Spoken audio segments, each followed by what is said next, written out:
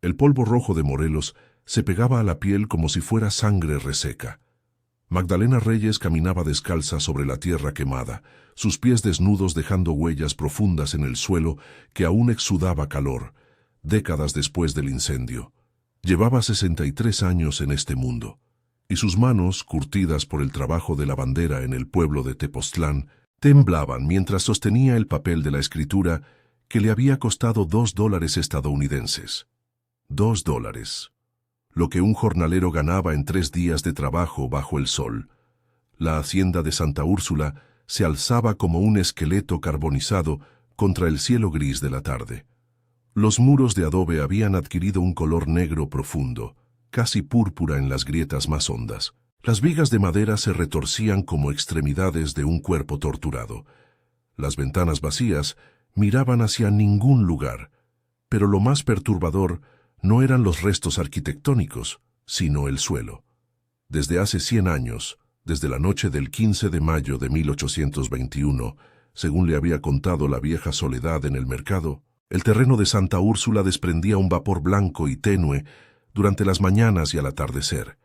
No era mucho, solo una exhalación delicada que se elevaba desde las grietas del suelo, como si la tierra respirara en sueños inquietos. Algunos decían que era humedad natural de la región, otros murmuraban que eran las almas de los carbonizados, buscando salida después de un siglo de encierro bajo el barro. Magdalena había vivido viuda durante 38 años. Su marido, Tomás, había muerto en la Revolución, no en batalla heroica, sino de tifoidea, en un campamento improvisado, mientras la División del Norte pasaba por Morelos. Ella lo había criado todo sola, 2 hijos que ahora vivían en la Ciudad de México, y una hija que murió de viruela a los 7 años. Lavaba ropa ajena desde el amanecer hasta que sus dedos sangraban. Dormía en una pieza alquilada detrás de la iglesia. Comía lo que sobraba en las cocinas de las casas donde trabajaba. Entonces, hace 3 meses, su hermano Aurelio, al que no había visto en 15 años, llegó a Tepoztlán. Venía de California, donde había trabajado en las minas de oro. Traía dinero en los bolsillos y un cáncer en los pulmones que lo hacía toser sangre por las noches. Pasó una semana con Magdalena. Le contó historias de las montañas del norte, de pueblos donde el oro se encontraba en los ríos como piedras comunes. Le dio $300. Para que no mueras lavando ropa de otros, hermana, le había dicho antes de morir en el hospital de Cuernavaca. Magdalena guardó ese dinero como quien guarda una reliquia sagrada. Lo escondió en una lata de hojalata enterrada bajo el piso de barro de su habitación. Trabajaba, ahorraba y esperaba. No sabía qué esperaba. Quizás un milagro, quizás la muerte que llegara con suavidad. Entonces, hace 4 semanas, cuando iba al mercado, vio el anuncio. El notario público de Tepoztlán, don Rodrigo Sánchez, estaba liquidando propiedades de la hacienda Santa Úrsula. La revolución había confiscado las tierras. El último hacendado, don Porfirio Méndez, había huido a Europa. Sus hijos habían muerto o desaparecido. Quedaba solo la tierra quemada y nadie la quería. Don Rodrigo le mostró el mapa. 30 hectáreas de terreno. Magdalena preguntó el precio. $2, le contestó el notario sin levantar la vista del escritorio. Es lo que cobra el gobierno por los trámites. La tierra no tiene valor. Todos saben que Santa Úrsula está maldita. Magdalena no era supersticiosa, o al menos no lo era más que cualquier otra mujer de su edad y su pobreza.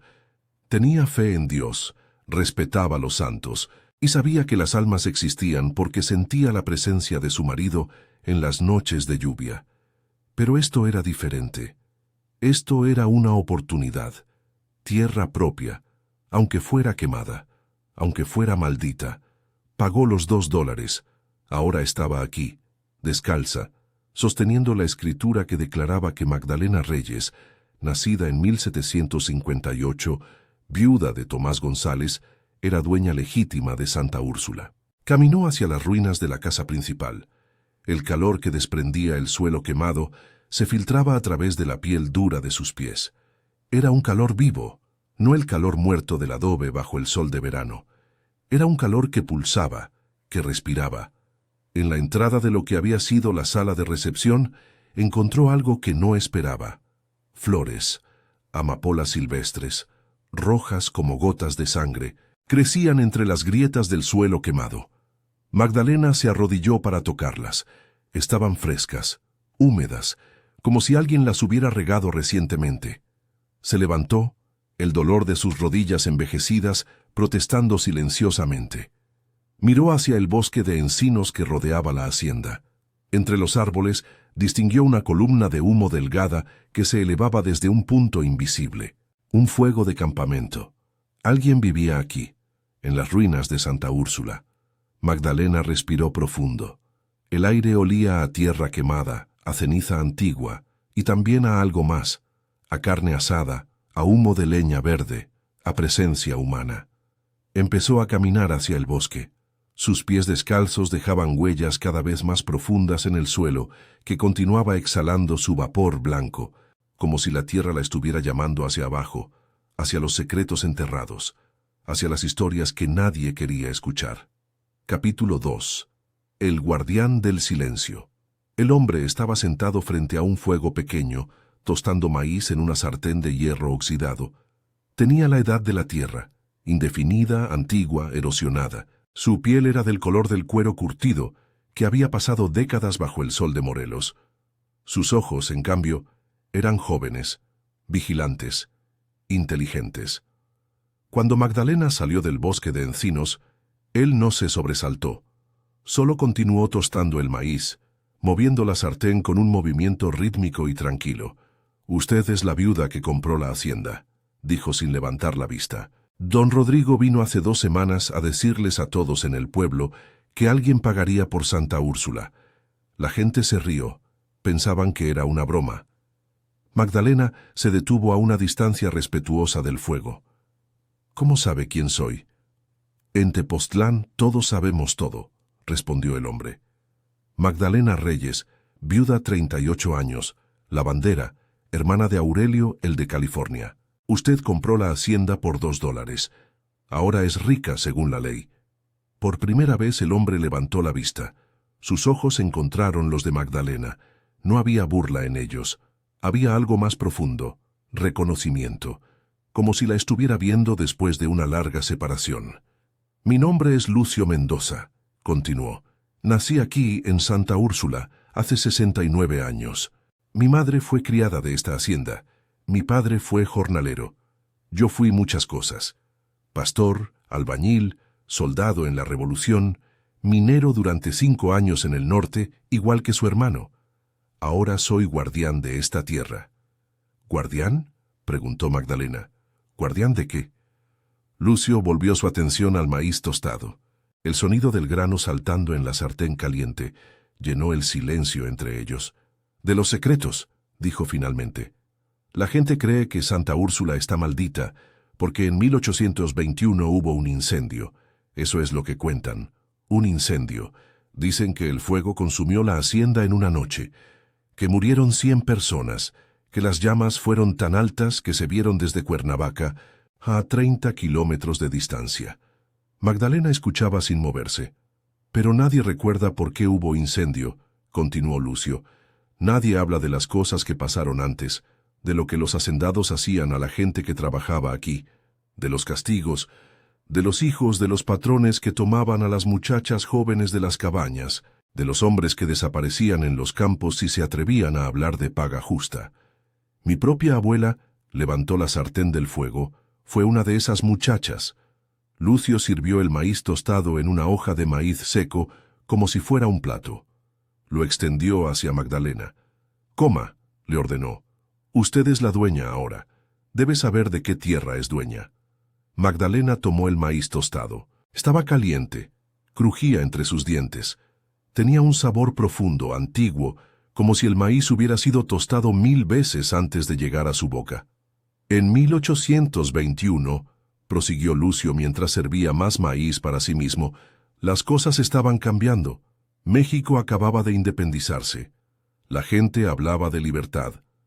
Algunos jornaleros aquí, en Santa Úrsula, comenzaron a organizarse en secreto. Querían tierras propias, querían salarios, querían que sus hijos pudieran ir a la escuela en lugar de trabajar en los campos desde los 5 años.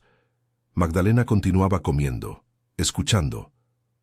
«Hubo un hombre», continuó Lucio, «llamado Guadalupe Cortés, mi bisabuelo materno.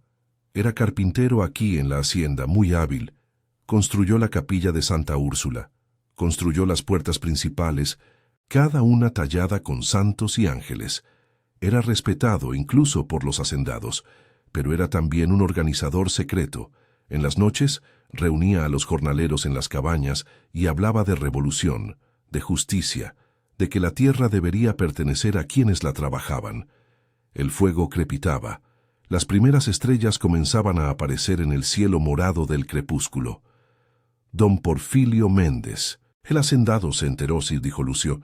No directamente, pero su administrador, un hombre cruel llamado Fortino García, comenzó a espiar. Una noche, García descubrió a Guadalupe en una de esas reuniones. Lo arrestó, lo encerró en el sótano de la hacienda. Lucio hizo una pausa, metió más maíz en la boca, masticó lentamente. Entonces sucedió algo, continuó. Nadie sabe exactamente qué. La gente que estuvo aquí durante el incendio, la que sobrevivió, nunca habló de ello.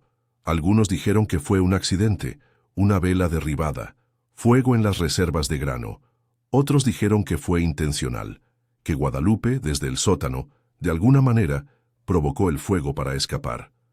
¿Escapó?, preguntó Magdalena.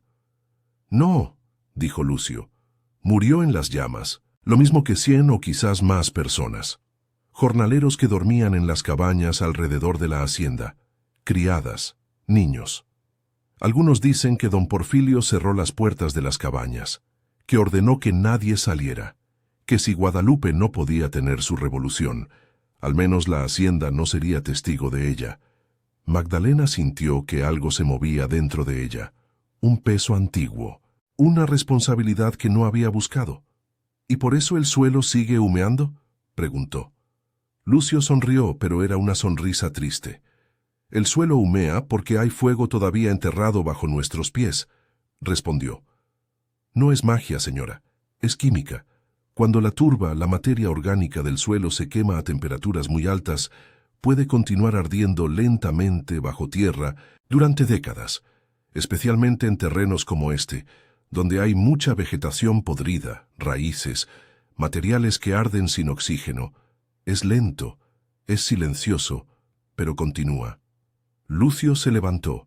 Era un hombre alto, desgarbado, con los movimientos de alguien acostumbrado a trabajar la tierra. Yo he estado aquí durante 30 años, prosiguió, desde que terminó la revolución. El gobierno confiscó la hacienda. Nadie sabía qué hacer con ella. Yo venía a veces en los primeros años, a medida que la gente comenzaba a ocupar y trabajar las tierras. Pero entonces hizo una pausa. Sucedió algo que asustó a la gente, algo que la hizo marcharse. ¿Qué sucedió?, preguntó Magdalena. Lucio caminó hacia el árbol más cercano. Bajo su corteza, grabadas profundamente en la madera, había iniciales, muchas iniciales, nombres, fechas. Hace 20 años, dijo Lucio tocando los nombres grabados, una familia de jornaleros intentó asentarse aquí. El padre, Pedro Sánchez, quería reclamar las tierras confiscadas de la hacienda bajo la reforma agraria. Trabajó la tierra, fue diligente, honesto. Su esposa, Elena, plantó una pequeña huerta. Tenían 2 hijos pequeños. Lucio bajó la mano. Una noche Pedro cavaba en el patio de la hacienda. Quería construir un pozo para tener agua cerca. A 1 metro de profundidad, su pala golpeó algo duro. Sacó una caja de hierro, quemada pero intacta. Dentro encontró documentos, registros, evidencia de lo que pasó la noche del incendio. ¿Qué evidencia?, preguntó Magdalena. Las confesiones de 3 trabajadores que habían sido azotados hasta casi la muerte, respondió Lucio. Habían sido forzados a escribir, o se les había dictado un relato de lo que sucedió, de cómo Guadalupe Cortés, el carpintero, había sido torturado en el sótano, de cómo García, el administrador, lo había dejado allí inconsciente mientras el fuego crecía, de cómo sabían que Guadalupe estaba ahí, de cómo no podían hacer nada porque les habían advertido que si hablaban, Serían los próximos en quemar. Magdalena se sintió muy cansada de repente. ¿Y Pedro? ¿Qué pasó con Pedro?, preguntó. Mostró los documentos al jefe del pueblo, dijo Lucio. Pensó que eran pruebas de injusticia, que quizás podría ayudar a que Guadalupe fuera recordado, que podría cambiar la historia de Santa Úrsula. Pero los documentos desaparecieron, continuó Lucio. El jefe del pueblo dijo que nunca los había visto. Los maestros de Tepoztlán dijeron que eran falsificaciones. Los abogados de Cuernavaca dijeron que eran ilegales, que habían sido obtenidos de una propiedad confiscada, que no tenían validez legal. Lucio caminó de vuelta hacia el fuego. Pedro insistió, mas prosiguió. Continuó cavando. Encontró más cajas, más documentos, más evidencia de lo que había pasado. La gente del pueblo comenzó a hablar. Las historias se extendieron. Las familias que habían sido jornaleras en Santa Úrsula, durante generaciones de repente, comenzaron a recordar cosas que habían guardado en silencio durante 100 años. Lucio se sentó nuevamente frente al fuego. Entonces, una noche, Pedro y su familia desaparecieron, dijo simplemente. Simplemente se fueron. Dejaron todo atrás, su hogar, sus herramientas, sus esperanzas. Según se dice, viajaron al norte, a Chihuahua o Coahuila. Nunca supimos. ¿Fueron forzados a irse?, preguntó Magdalena. No sé, respondió Lucio. Lo que sé es que después de eso, nadie más quiso vivir aquí. La tierra fue abandonada nuevamente. El pueblo decidió sin palabras que Santa Úrsula debía permanecer vacía, que los secretos debajo del suelo debían permanecer enterrados, que era más seguro así. Lucio levantó la vista hacia Magdalena.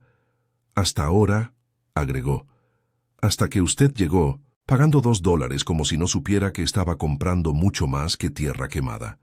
Usted compró las historias que nadie quería contar, los secretos que todos querían olvidar, la verdad que fue enterrada con Guadalupe Cortés hace 102 años.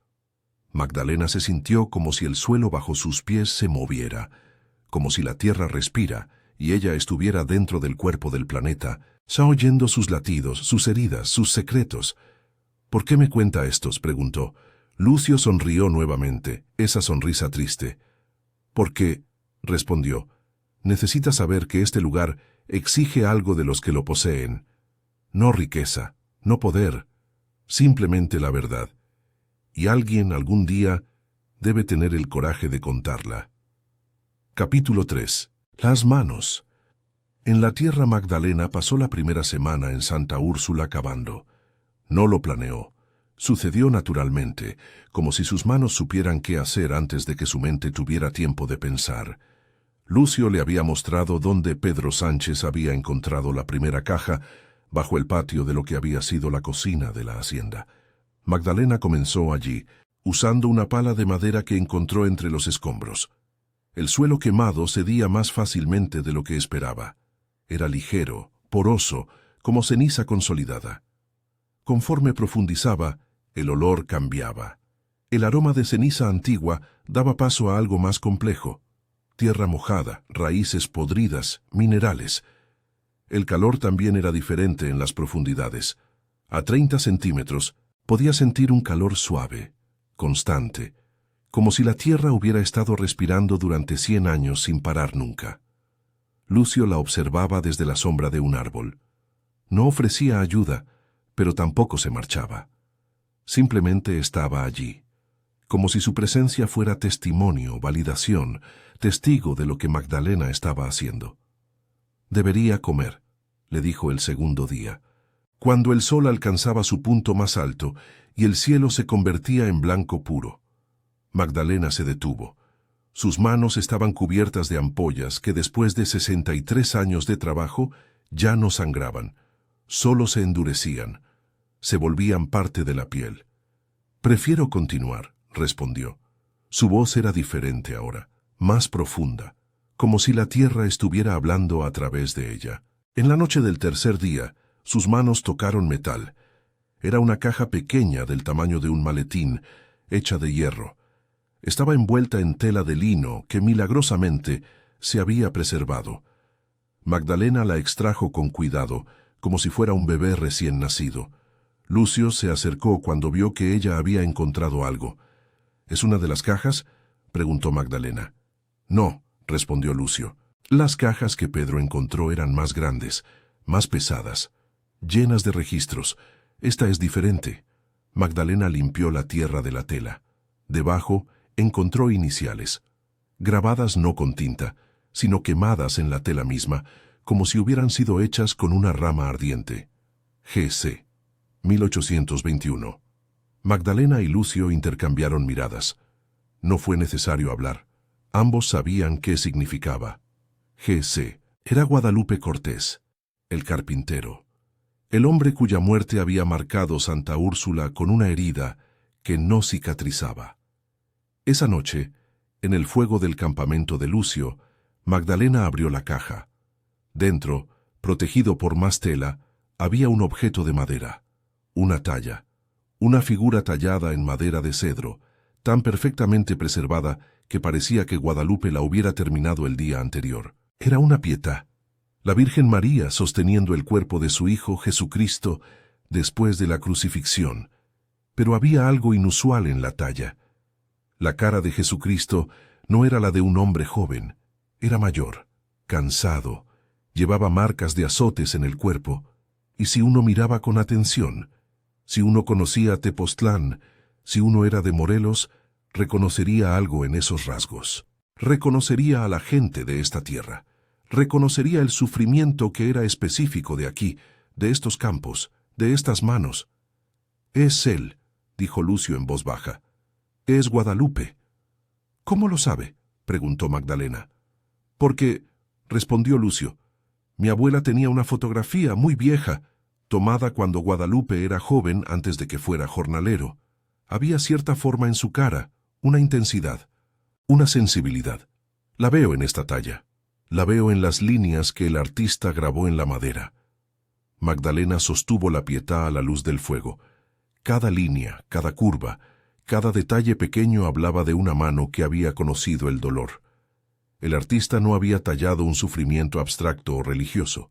Había tallado el sufrimiento específico, el sufrimiento del trabajador, del hombre explorado, del padre que no podía alimentar a sus hijos, del soñador cuyas visiones de justicia lo llevaban a la ruina. «¿Por qué la enterró?», preguntó Magdalena. «¿Por qué no la sacó del fuego?». «Quizás planeaba hacerlo», sugirió Lucio. «Quizás no tuvo tiempo. Quizás la enterró sabiendo que no podría escapar. Quería que algo de él permaneciera, que la verdad de su visión, la verdad de su arte, sobreviviera aunque su cuerpo no lo hiciera». Magdalena envolvió cuidadosamente la Pietà nuevamente en la tela.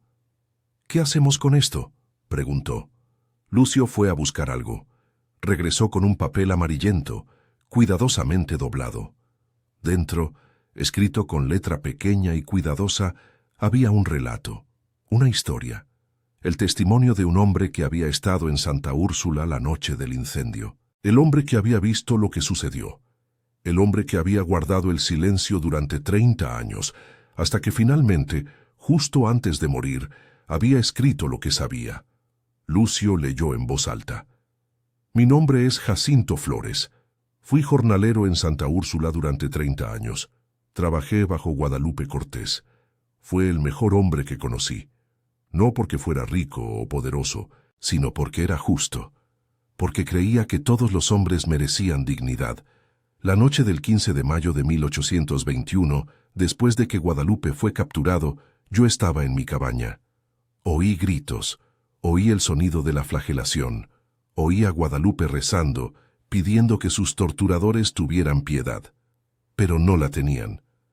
El administrador García estaba enfurecido porque Guadalupe había hablado de organización, de revolución, de que los jornaleros merecían tierras propias. García no podía permitir eso. No cuando don Porfirio estaba perdiendo dinero, cuando los revolucionarios se acercaban, cuando el mundo viejo se desmoronaba. Entonces, aproximadamente a la medianoche, oí algo diferente.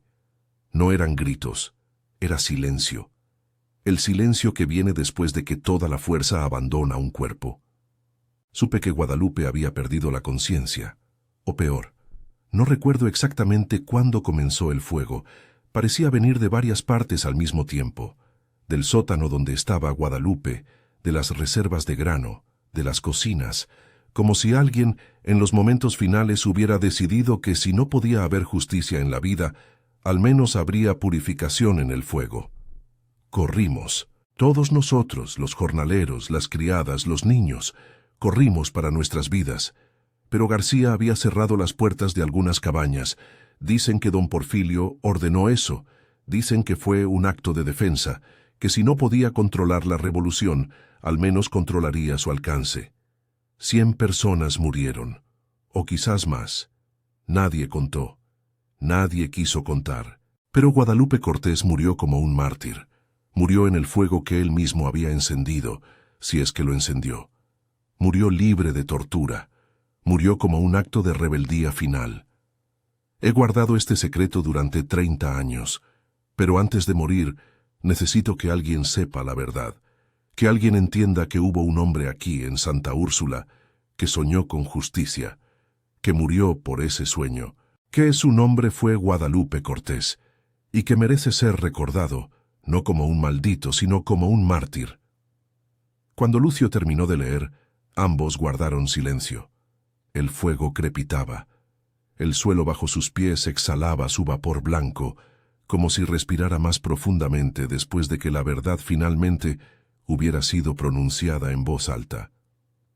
Capítulo 4. La redención del suelo Magdalena pasó los siguientes 2 meses excavando meticulosamente.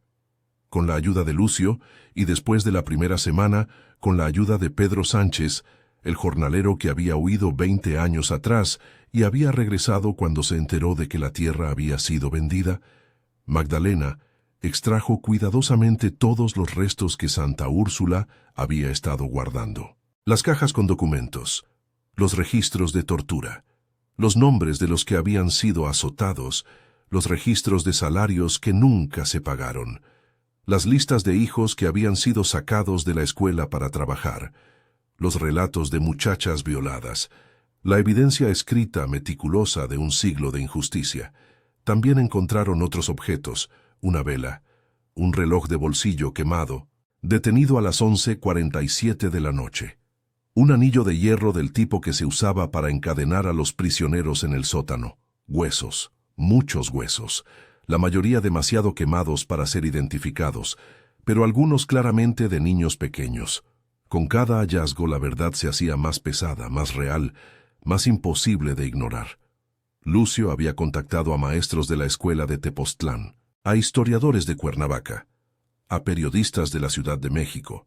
Lentamente, cautelosamente, la historia comenzó a filtrarse hacia afuera. Lo que había sido enterrado durante 102 años comenzaba a germinar. En el 3.er mes, cuando el suelo ya no humeaba, cuando el fuego latente bajo tierra finalmente se había apagado porque la verdad había encontrado camino hacia arriba, hacia la luz, hacia las palabras, Magdalena erigió un monumento simple.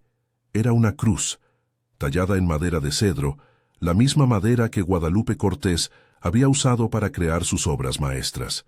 Magdalena la instaló en el centro de lo que había sido el patio de la hacienda.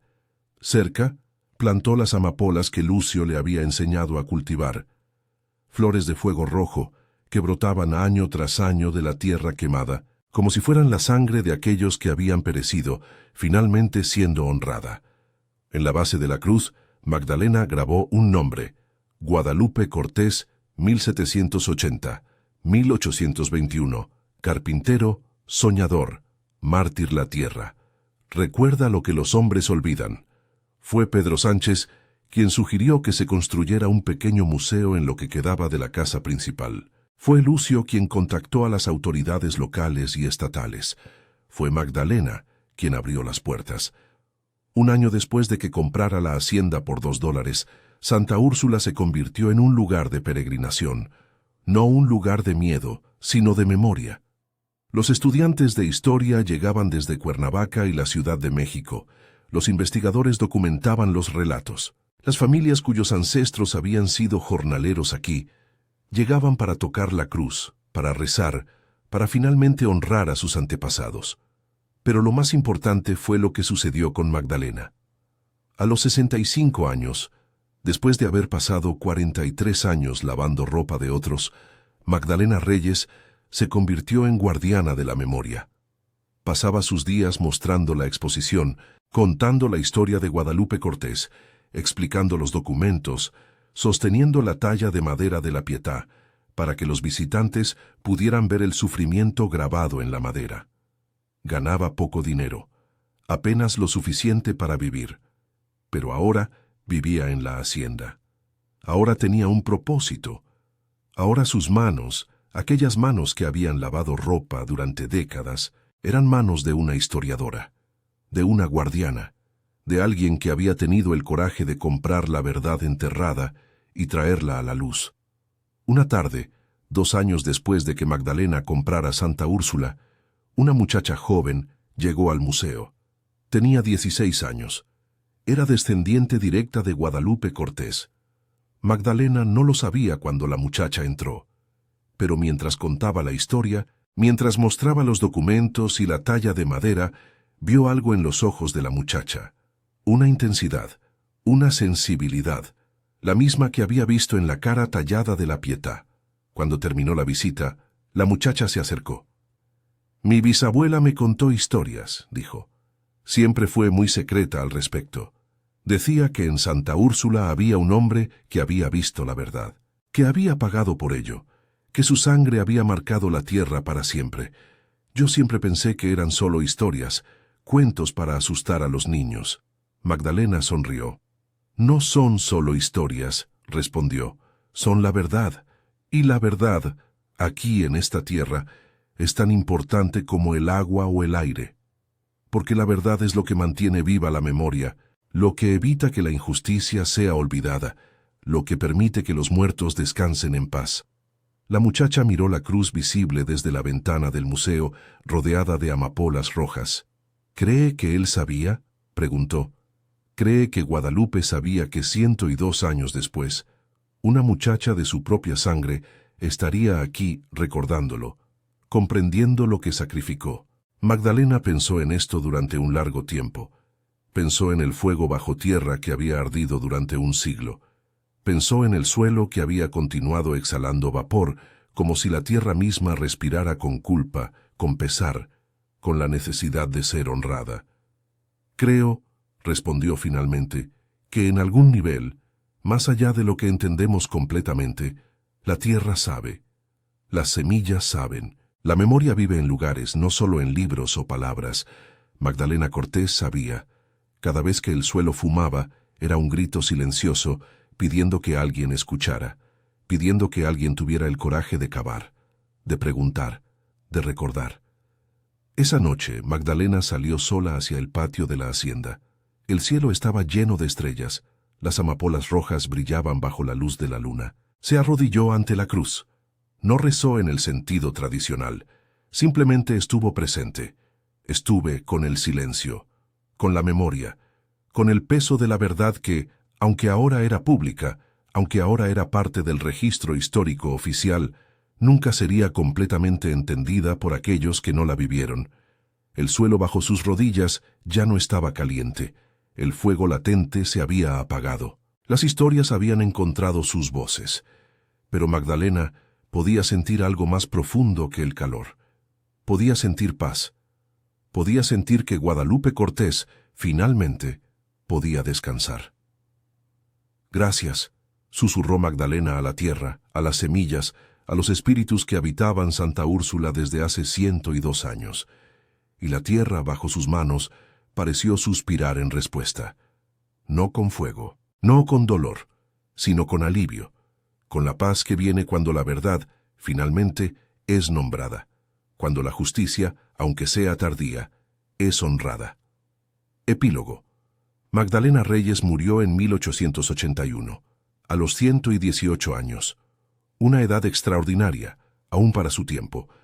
Se dice que en su último día pidió ser llevada al museo, pidió que pusieran la talla de la Pietà en sus manos, y allí, sosteniendo la madera tallada por Guadalupe Cortés hace más de 60 años, murió.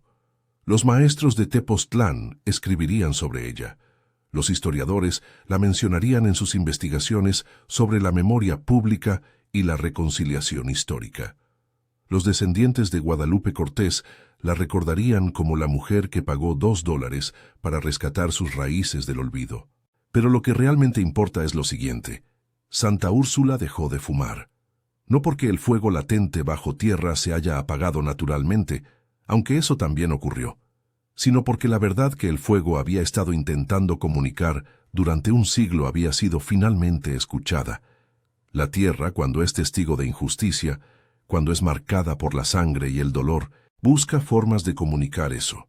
A veces a través del fuego, a veces a través del silencio, a veces a través de flores que brotan de la ceniza, pero siempre, siempre, la verdad encuentra un camino hacia arriba, hacia la luz, hacia alguien como Magdalena Reyes, una viuda pobre que tuvo el coraje de comprar un pedazo de tierra quemada, de cavar profundo, de escuchar lo que la tierra le estaba diciendo. Y en el hacer eso, transformó no solo su propia vida, transformó la memoria de toda una región, permitió que los muertos descansaran, permitió que los vivos comprendieran que la justicia, aunque sea tardía, aunque sea costosa, vale la pena. Santa Úrsula no es un lugar de maldición, es un lugar de redención, un lugar donde una viuda, un guardián del silencio, un jornalero que regresó y un carpintero muerto hace más de un siglo encontraron juntos la forma de transformar la tierra quemada en tierra sagrada.